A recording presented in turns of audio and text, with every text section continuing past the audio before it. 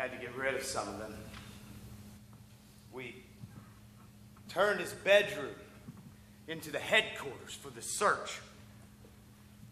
Nothing was panning out. We tried everything that we could think of.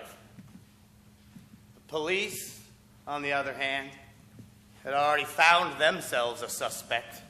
It was the father. The father! Sir, we would like you to take a lie detector test. What? Randy told us what an abusive father he was. He did it! Lately, I've been sitting in my son's room, sitting in his desk chair, lying down on his bed, going through his books from school. And you know what this reminds me of? It reminds me of that play about Salem, where the young girls point fingers and accuse innocent men and women of things that they didn't do, when a father is accused of... He did it! He did it! He did it! That's ridiculous. How could you suggest such a thing? So you won't take a lie detector test? No! He's hiding something. He's afraid. He's guilty.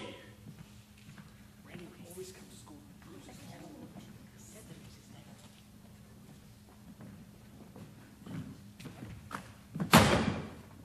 Hey, Hey, what are you doing in my room? you've been out awful late. Oh, yeah? That's me knowing you'd find out. Don't you backtalk me, son. Don't you backtalk me, son. What the hell is the matter with you? I buy you things.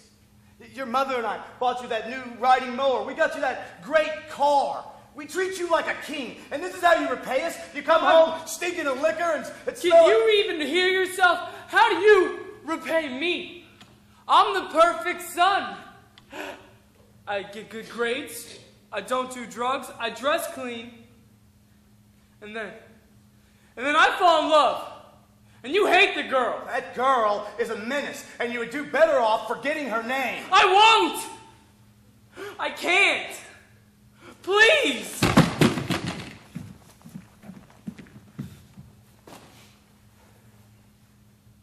God asked Abraham to sacrifice his son. He didn't do me the service of asking if it was all right to take my only one. You might expect us to give up on God, my wife and I, but we don't. We hold him in our hearts, and we hope that he'll look our way. Hope that the wind will blow and bring us some news. There are people who think that I did something to my son. They say that we were lying about the fact that he didn't come home that night.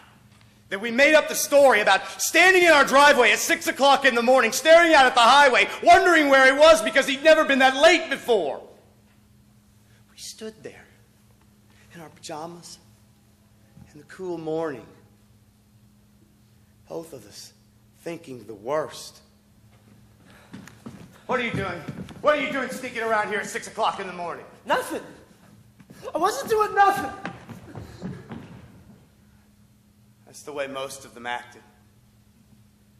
I'd start to ask them questions, and they'd start to cry like it hurt them not to answer me, but they still wouldn't answer me. I finally took the goddamn lie detector test, and I passed it with flying colors. But I wouldn't let them make my wife take it. She had been through enough. Enough! Mr. Leach? Did you kill your son? No! If anyone killed him, it was the police. By not lifting a finger. By being more preoccupied with what I was doing. Worrying that I might solve the case and make them look bad. There are people in this town, in this state, that think that I'm crazy for pushing this case so far. They say that I'm obsessed. And I guess to a point I am. We tried everything within our power to get the state of Kansas to help us look for our son. The FBI wouldn't help. The KBI barely lifted a finger.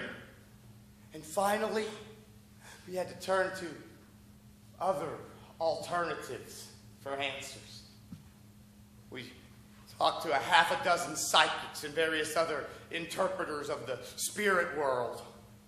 They told me to dig along a fence row here or inquire at a truck stop there.